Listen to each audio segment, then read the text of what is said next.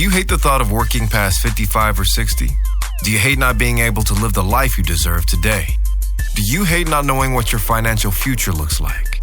It's time to stop doing what you hate. Here's your host, Mr. Harold Green. Hello, everyone, and welcome to the show.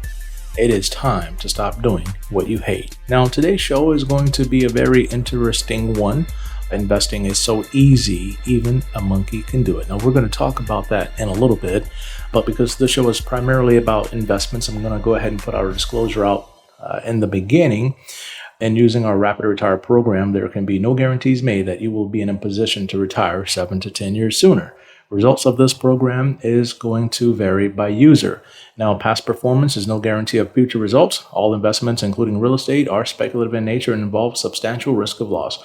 We encourage our investors to invest carefully. We also encourage our investors to get personal advice from your own personal investment advisor and to make independent investigations before acting on information that we published. Okay, now you all know that I'm joking, right? Monkeys cannot be trained to invest money. They can be trained to push buttons or, even circus types activities. So why would I create such a show title? Well, I wanted to shed a little light on the investment world. And by the way, the investment world or universe, I should say, involves many different planets. In the investment universe, you have advisors, you have investors, you have money managers, you have institutions, you have regulators, and much, much more. It's an exciting universe with a lot of wonders. And right now, the market is at an all-time high. It seems like a majority of the funds are doing well. But if investing was so easy, why isn't everyone succeeding at it? Well, let me tell you a little story real quick. When I was a kid and I was growing up, I had this friend who could dunk a basketball in 6th grade. Of course, it was on the elementary school rims, and they're a little bit lower. But man, even in 6th grade, you can dunk. That was pretty cool. So I said, "Hey, D, how you jump so high? Is it something in your cereal that I'm not getting in my cereal, man? Like, what is it?" So he showed me. But I still couldn't dunk a basketball in the 6th grade, although we were the same height. Now, in my junior year of high school, I finally struck up the nerve to go out for the varsity basketball team. And believe it or not, I made the varsity basketball team in my junior year of high school. I could shoot threes like crazy, but my problem was this. I was a little too slow, and I had a lot of other interests that I was pursuing, and making basketball a professional career was just not one of them. My lateral quickness, it sucked, and I probably should have tried out for golf. But I had a lot of other things I was interested in: student government, marching band, jazz band, track, wrestling, shot put discus, all these different things that I was pursuing. I just was in too many different things. Like I said, I should have tried out for golf because I really loved playing golf. And back then, we didn't have the videos. You can just kind of watch it at home and do the YouTube thing. We had training camps that cost a lot of money. And if you didn't have the money, you couldn't do it. My point is, all of the things I needed to improve were available during that time. I just didn't know how to put it all together, or I'm not sure if I was willing to put in the time and effort. And you know what, to be honest, investing is the same way. You have everything you need to be a super successful investor. But the question is this: why aren't you? All right, you ready? 1, 2, 3. Let's get it.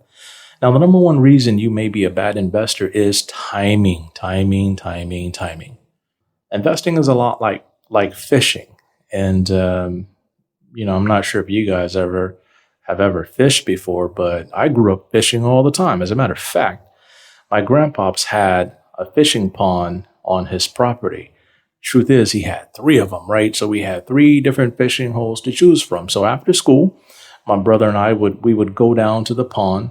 Forget about homework. We wanted to catch some fish, right? So we'd go down to the pond, cast our lines in the water, and the next thing you know, we got fish, and we got a lot of fish. Now, something funny happened one day. My Uncle Daniel came down and he started throwing bread in the water. We said, "What you doing, man?" And he replied, "I'm feeding the fish." My brother and I, we laughed at him and we said, "Fish don't eat bread. They only eat worms." And see, what we didn't know at the time was that the fish being raised in that pond were being raised on flour products. as it made them, fatter, juicier. And the truth is you could actually use bread and catch fish. So later on, my uncle came back down. He took out a piece of white bread from like a loaf of bread he had. He made a round ball out of it and he put it on his hook and he threw out his line. I tell you, he caught some of the biggest fish we ever saw coming out of that pond. Now, did the fish always bite? No. Sometimes we caught nothing. Even though we knew the fish were there in the pond, it was full of fish. We also had alligators in there. We had a lot of stuff in those fishing ponds. But when you invest, you must understand 3 basic things. All right. Number 1, are you buying the right stock or the right fund at the right time for the right price? What do I mean by that? We all know about Boeing and the tragedy that a lot of people went through because of what happened, right? So their stock fell, and after this, their stock went down. And do you think when that stock fell would have been a good time to buy? Yes or no? Now, the answer is going to depend on a couple of things. Number 1, what is your long-term game plan for owning not just Boeing stock, but any particular stock? And then number 2, where do you see this company going in the future? If you think rationally, you may say, yes, Harold, it's a very good idea to own that stock. As you're going to go through your due diligence, you're going to do your research to back up your assessment. All right, that's how you do it. If you think from an emotional standpoint, you may say, no, it's a bad idea to own that stock. Because Harold, you just saw what happened. You just saw what happened, right? Now, of course, I saw it just as well as everybody else. But a lot of people, a lot of investors are just that, irrational and sometimes very emotional. And the truth is, I find that to be the standard for almost everything consumption-wise. And again, we tend to buy what we want and not what we need. Buying what we want is an emotional thing. Number 2, what is the level of risk you can handle, right? Risk tolerance is a big one. I hear it thrown around a lot out there. A lot of people, they really don't understand risk. And by the way, how do you gauge the level of risk in any particular stock? There's a website for a lot of people, you can go and look at it and research, but it's called Investopedia, and you can check out risk tolerance and different things like that. However, when I sit down with a client and we go through their risk tolerance, there's software that we use to analyze the level of risk that the client should or should not be taking. The problem is sometimes it'll give us a false reading. And what do I mean by that? Sometimes the client will say, Harold, based on how I'm going to answer these questions, you should put me in a low risk position. And my thing is this: are you low risk for all of your money? Okay. Are you low risk for all of your money? Let's say you have $1 million or $2 million and the software says you're a risk, just say you're low risk. And so that low risk portfolio is going to generate you 5% return. That comes out to $50,000 a year. Now, is that enough? Or should you be doing something different? And we're going to talk about that in a second.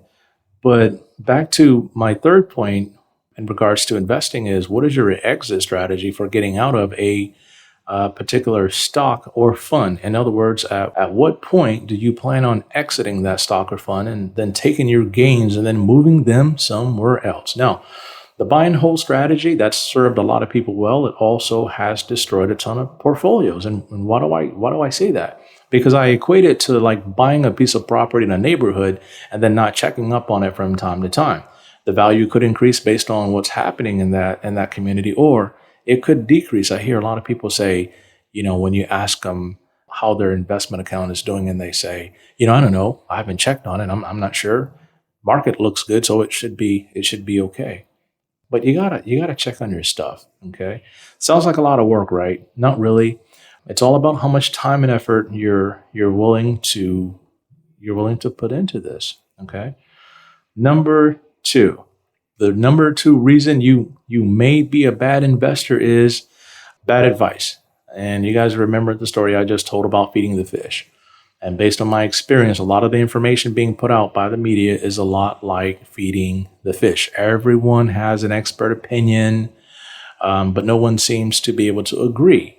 And the big question out there now is how long is this current market going to run? Some predict a slowdown next year, while some think things will keep moving forward based on the new trade agreements, and some think the market is going to crash. But how do you make sense out of everything you hear? I think you just really have to build your portfolio based on your financial planning objectives. And I talked about in the last show how your financial plan is your navigation system. It will keep you on track every single time. And if you don't have a plan, you got to get one. So I think every portfolio should have a short-term, intermediate, and long-term components built in. So short-term is 1 to 5 years, intermediate is 5 to 10 years, and long-term is basically 10 years plus. So you come to me with $1 million and you're going to retire. What I'm going to do is I'm going to split that money up into 3 buckets: a short-term bucket, an intermediate bucket, a long-term bucket, because I know you're probably going to live another 20, 30 years, especially if you're 60 years of age. And we really have to make sure that that money is growing at different percentages with different risk in order to make sure we're staying away from something called portfolio failure. And that's basically running out of money because you took too much. Now, the number 3 reason why you may be a bad investor is you've made a lot of bad investment choices, right? It's kind of like you go to Las Vegas and you just seem like your luck won't turn. It's just one bad choice after the other, or what seems to be a good choice turn out to be a bad choice because some things are out of our control. And this is tough because there's so many investments to choose from. I mean, thousands and thousands of stocks and mutual funds. You got bonds, you got ETFs, you got coins and metals. There's so much out there. How in the world can you know what to put in your portfolio? My listener, you're a consumer, right? Now, I'd say look at the items you consume and the companies who created them. Let's look at Apple, for example. Is it a great stock to own or is it not? I have an iPhone. I don't have an Apple Watch yet. I'm thinking about getting one. Don't know if I like the interface and things like that, but I own Apple products. And so I'm a consumer of Apple. So for me personally, I do own Apple stock. I'm not saying how much of it, and it's based on my plan and what it is that I'm doing with that stock and that portfolio. Is it a great stock to own or not? Now, I'm not going to give you that answer because I'm not your investment advisor and I did not build your financial plan.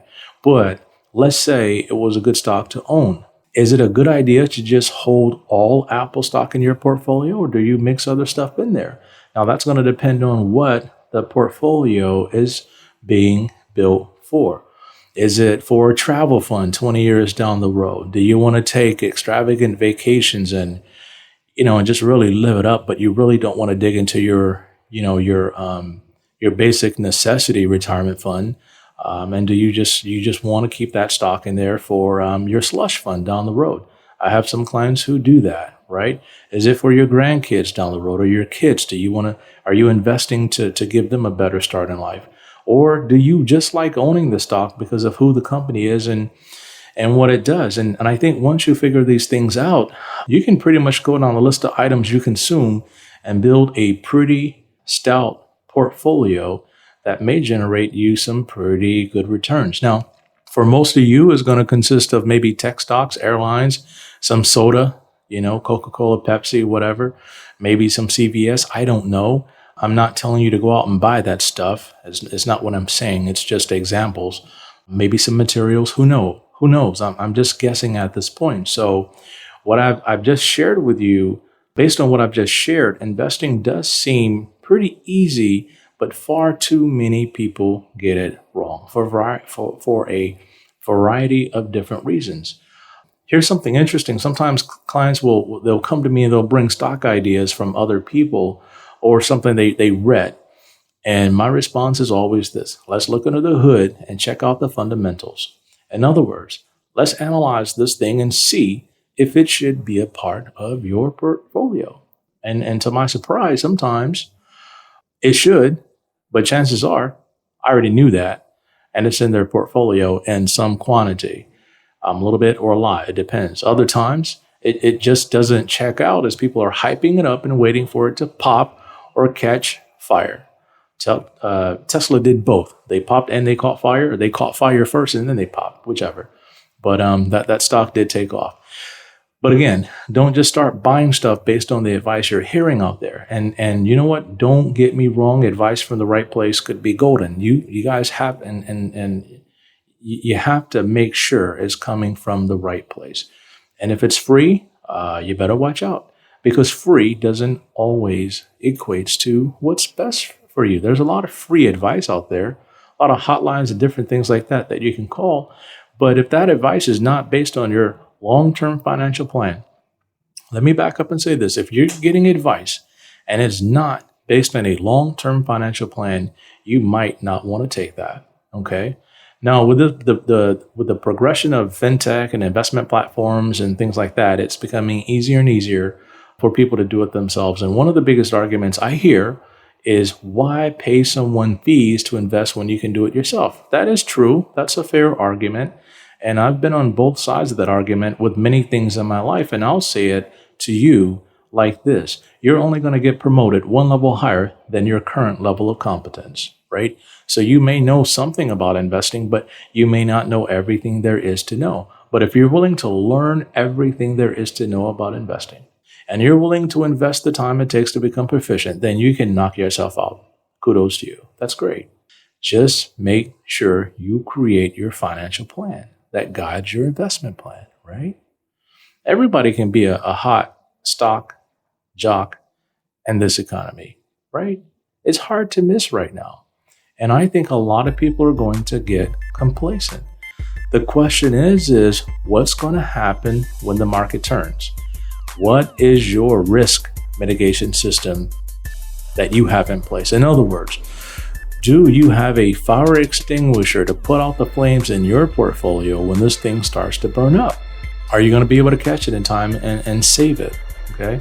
So if you're dabbling with your financial future and then you're not willing to see this thing through all the way, then it is time to stop doing what you hate.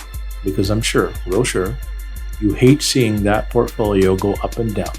And you feel like you have no control over it. Now, to some extent, you do. It's called an investment plan. And again, if you don't have one, right, there's no better time like today to create an investment plan. And yes, I can help you with that. Go to retirenowretirewell.com, download the Rapid Retire brochure, fill out the Game Changer form, and I'll be in touch with you to help you stop doing what you hate. Until next show, 1, 2, 3, let's get it. This is thepodcastfactory.com.